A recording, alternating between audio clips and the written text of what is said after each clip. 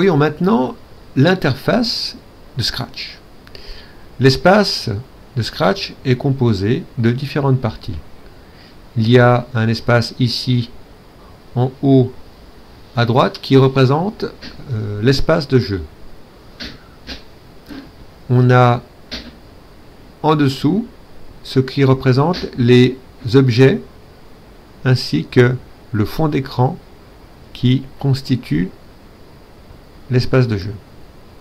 Ici on voit qu'on n'a qu'un seul objet et on a une scène qui est transparente, qui est blanche en fait.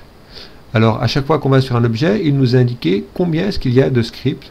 En fait, ce sont des programmes. Les scripts, on les trouve ici, au milieu. Donc là, on voit que l'objet 1 n'a aucun script. Un objet peut comporter plusieurs costumes. Ce sont en quelque sorte des déguisements qui sont à sa disposition.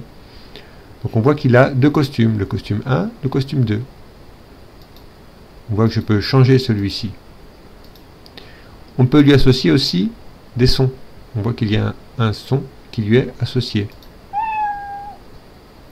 Si maintenant je retourne sur l'espace des objets disponibles, je peux cliquer sur scène et là je vais voir la même chose mais pour la scène. Arrière-plan, il est arrière-plan vide ici, les scripts. Enfin, le dernier espace tout à gauche, il concerne les différentes instructions qui sont disponibles. Elles sont regroupées dans 8 catégories qu'on peut distinguer par des couleurs. Instructions pour le mouvement. Donc là, il n'y en a aucune, car on est sur une scène.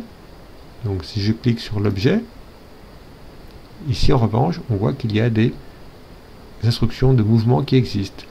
Sur l'apparence des objets, comment on peut la modifier. Sur le son qu'on peut faire jouer aux objets. Sur le stylo, qui permet d'avoir une trace en fait, comme on peut avoir avec le logo. Les contrôles logiques qu'on peut avoir sur un objet.